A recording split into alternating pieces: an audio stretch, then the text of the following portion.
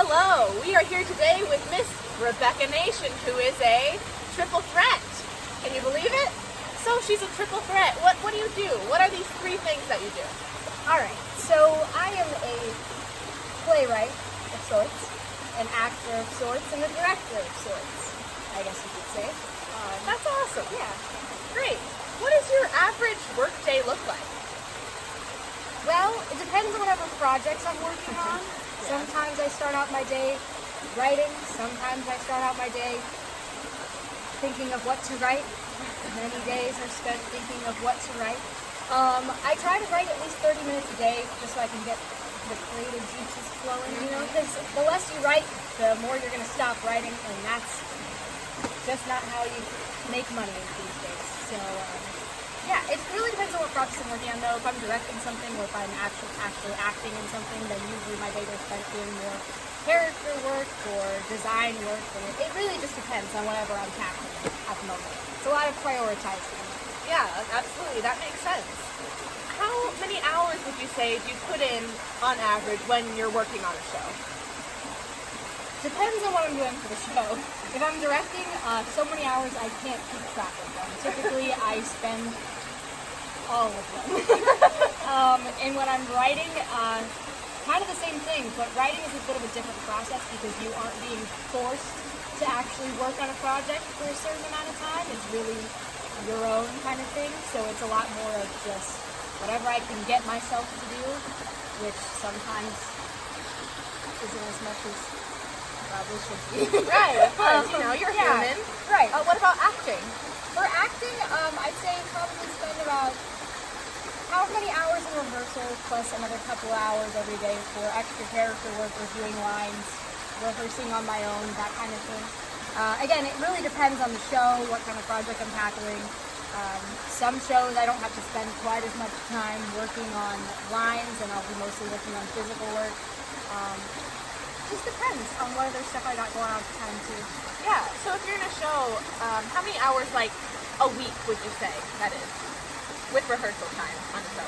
Well, with noises off, for example, let's see, we had about 4 hours a day for rehearsals, not when we were in tech week. In tech week, it's a lot more than that, right. But typical rehearsal process, I'd say I'd spend about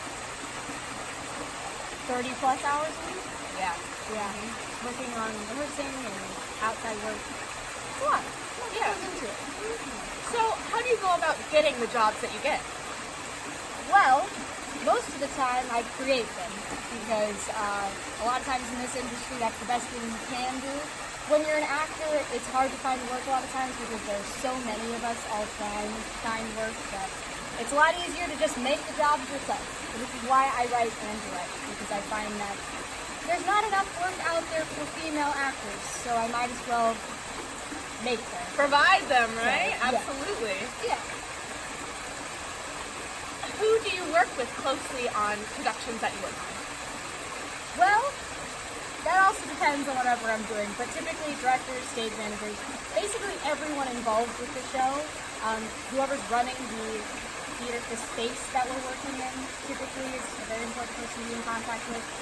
The whole thing about this industry is networking, so the more closely you work with people and the more they like to work with you, the more jobs you're going to find in the future, and that's important. So I try to work with whoever I can that's available. Yeah. That's great. So did you get a formal education? Are you working towards a formal education, or did you have an apprentice of any sort? I've been studying theater for a lot of years now. I'd say like about 10 by now. Oh, wow. I've been doing it since like 7th grade. I really like following around mentors that I just really admire their work. I admire their work ethic, everything that they're doing. Like, I really like my theater teacher, the way she handles projects. And so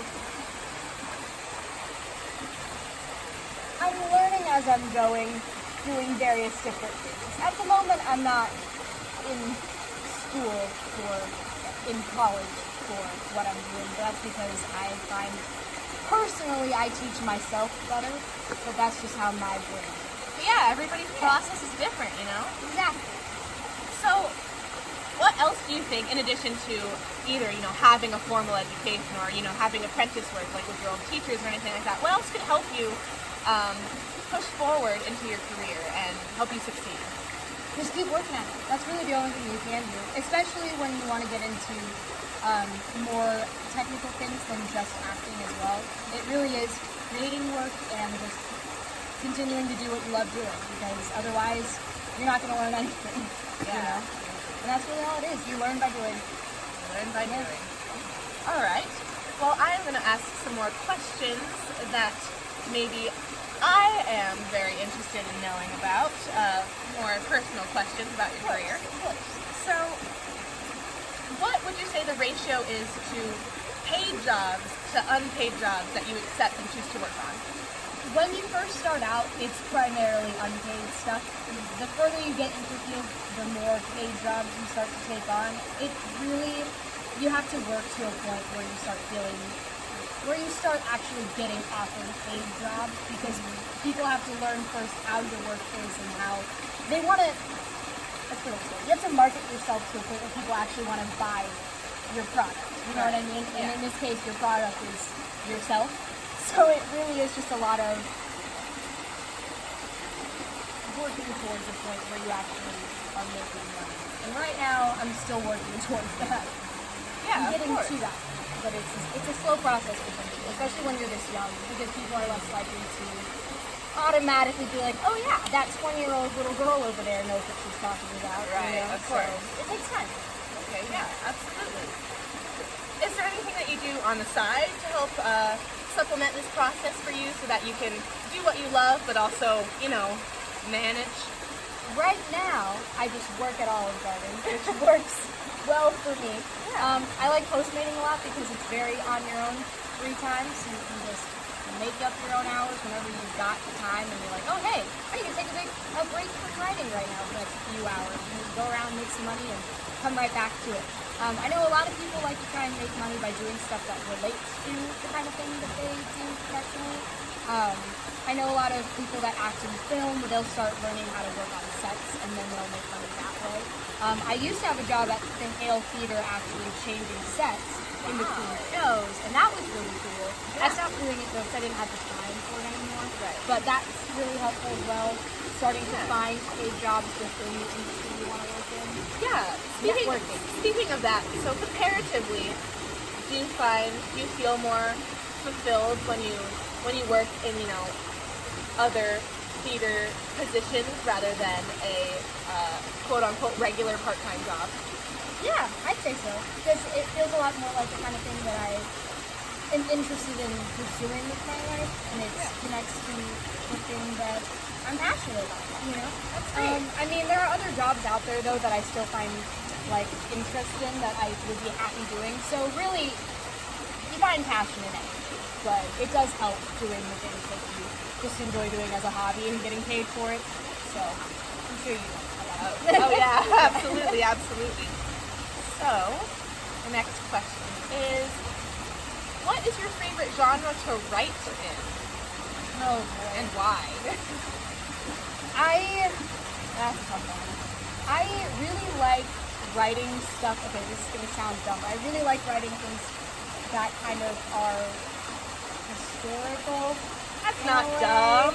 Why do you I like love historical? Shakespeare, and my first play that I ever wrote, that was a full-length play, was about Christopher Marlowe and William Shakespeare.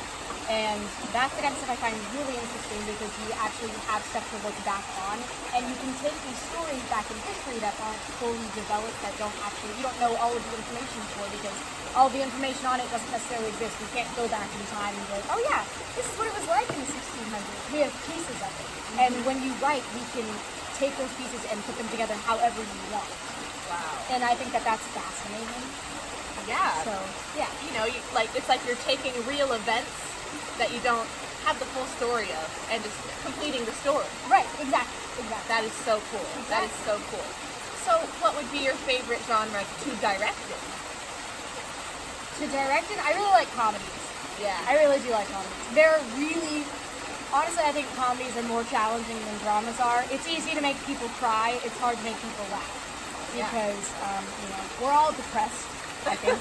Yeah, I mean, we all can cry really easily, but it's hard to get people to forget about the things they're facing and actually make them laugh about something. yeah, yeah, that makes sense. I almost feel like it's easier to find hardships to relate to rather than funny, if that makes Things sense. to distract yourself. Yeah, that's a really great way to put it. Yeah. Yeah. And it's hard. It gets harder and harder to pull off comedy too because people are getting more and more. I don't know. I'm gonna get a word for it. I feel like people these days don't find things quite as easy to laugh at anymore. Does that make sense? Oh yeah, that makes Comedy sense. has changed a lot. It's gotten a lot more complicated. Yes. Like a lot of comedians get in a lot of trouble these days, pretty easily for obvious reasons. You know what I mean? Mm-hmm. Yeah, of course. And it's hard to not overstep lines when Yeah. you're doing comedy. Right. And it's also hard to, because a lot of comedy is pushing boundaries. So it's hard to know, okay, how far can I push these boundaries? Because if you don't push boundaries at all, then you're not funny. Yeah. Because you're just saying the same stuff every day. Of course. And if you push it a little too far, that's when you start to become unacceptable. Right, exactly. So it's tough, but when you pull it off, you pull it off. And it's, I get a lot of joy from making other people laugh. Yeah. You know? Of course. That's awesome. All right. Well, you probably saw this next question coming, but what is your favorite genre to act in? Also comedy. I'd say Yeah. the same kind of thing. Yeah. You know? Yeah. It's kind of the same exact shit, I feel like. Yeah. What was your favorite comedy that you've ever been a part of? Noise is up. Oh, no, Yeah. stop. The Noise is Up. best farce ever written. Little shameless plug there. It's already over, but you know, it's fine. You know, it's fine. It's fine. It's fine. So, this is going to be a hard question, I think. Or maybe not. But out of your three niches, which do you like the most? What do you prefer? Actually, that was pretty easy. I'd say I like writing the best. For sure. Okay, yeah. Because as much as I find acting and directing rewarding as well for different reasons, I think playwriting is the most difficult of the three because that you can't act or direct anything if you don't have a story, you know.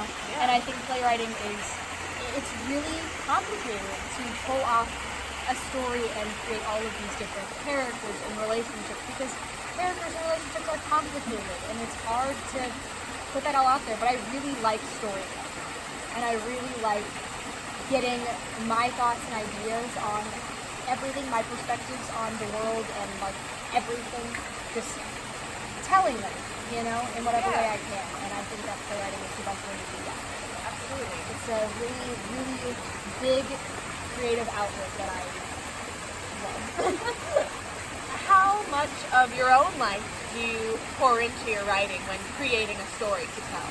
You know, I actually went to a workshop at KCSUTF that talked a lot about this, and I thought it was really cool because I really do enjoy putting my own personal memoirs into stories because I think a lot of writing comes from things that you experience personally. Because like I said, it's all about trying to figure out why, like what we're doing here, trying to make the most out of life. It's all about trying to understand reality, and I think that writing for memoir is the best way to do it because it's your understanding of reality and your story that you have to tell, and you know, who better to tell your own stories than yourself? Yes. So, Yes. Yeah, I don't know a whole lot about playwriting, but one time I heard that when writing a play, how to write a really good script is that you take a piece of an experience that you actually experienced, like something from real life, and kind of dramatize and advance the events of it, and that's how you can sort of formulate a story. And it's kind of like what I was saying about the historical playwriting. You can take these details of what really happened and you can change them to be however you want to. You can change the story.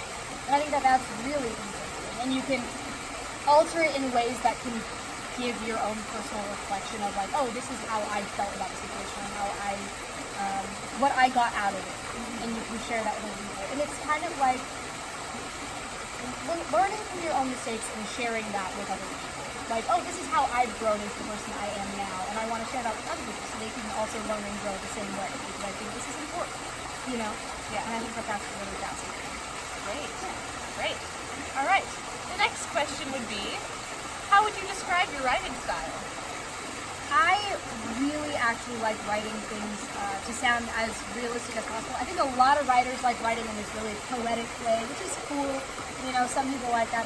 I personally find pieces a lot more engaging when it sounds the most like it is just two people on stage actually having a conversation. Because nobody really talks like a fucking poet all the time. Right. I mean, heckin' poet all the time. But like, you know, a lot of people, a lot of people use filler words and things like that, and nobody really just comes across these profound sentences just accidentally. So I like writing things that sound a bit more realistic. Yeah, I mean, while it is very beautiful to have, you know, these poetic monologues in writing, I find it particularly easier to get lost in a plot and a story and characters when you can see that they're very human. Yeah. So And it I feels a lot appreciate more that like style. slice of life. It feels a lot more like you're actually there. Right. And like you're actually witnessing this happen in front of you rather than, oh, I am watching a performance. You know what I mean? It feels a lot more engaging and real. Yeah, I guess, yes. So, what was your biggest fear going into this career and, you know, deciding that this was for you? You know, there's a lot of different fears, but my biggest one, I feel like, is not, it's not much the money. I know a lot of people are worried about that. Of course, I'm stability. Right, and I fear more so just that it's what I feel like it's what every artist comes to be scared of, is that their work just isn't gonna be as good as they want it to be. You know? Yeah, that's It's hard. more worrying about, you know, have so many people already said this? Is there not a point to me expressing this? Or what if nobody really understands my actual viewpoint on this? It's that kind of thing. You know, like what if I don't actually accomplish anything with this? Yeah. That's what I feel like. Right. But I think that that's a normal thing that a lot of people face, and it's something you just have to work past. You Yeah. know? Yeah, I mean, you know, and fears, they can cut deep, especially when it's coming so close and personal to, you know, like when you write, it's coming from your soul. Right. So how did you overcome this fear? You know, that was a hard thing, because a lot of things that I write can get very personal and very deep and very dark. And in high school, actually, I already started sharing things like that in classes and stuff. Like, oh, hey, I wrote this monologue, and, you know, this person's going to perform it. This person, actually, literally that person, right there. She performed one of my monologues that I wrote. And I happened to sit in on the class that she happened to perform it in, and the entire class knew that I wrote it, and I just was kind of sitting there like, oh, this is a dark monologue, and everyone in this class is looking at me like I'm psychotic. But it's something that you just get past, because then afterwards people come to you and they're like, hey, I really related to that, and like I'm really glad that you said that, because I feel like that a lot. And it really helps once you start hearing other people saying that they really appreciated hearing that they're not alone. Yeah, how empowering was that? Oh my gosh. Very terrifying. Absolutely terrifying. But worth it. But worth it. But worth it. Yeah. Amazing. And it's not always like that. Sometimes you share things and you don't get the exact feedback that you want to get, but, you know, you keep pushing forward, because eventually you're going to get it, and it's worth it when you do. Great. Yeah, that's awesome. So the last question before we leave our audience here, what advice would you give to a young person who may be struggling, whether they want to go and take the leap into a career in a theater field? I would say, don't waste so much time trying to figure out the what ifs, and don't waste so much time trying to figure out how do I get to this level of like being this fantastic playwright, director, whatever. I would say the most important thing for you to do is to just keep doing what you love doing. Because the more you focus on the specifics and the details and the technicalities of it, the less you're going to actually be enjoying it. And then it's like, what's the point? Why are you doing this in the first place? You know? So keep putting out what you love doing, and if that's where you're supposed to be, eventually you're going to start figuring out a way to make that your career. But it doesn't happen easily, and it doesn't happen by stressing out over the details. It happens by just doing it. I love that. Yeah. Well, thank you so much, Rebecca Of Nation. course. This has Of been a course. poolside conversation with a triple threat. Oh my god. I love that. All right, this is it. You can end it. Oh, okay.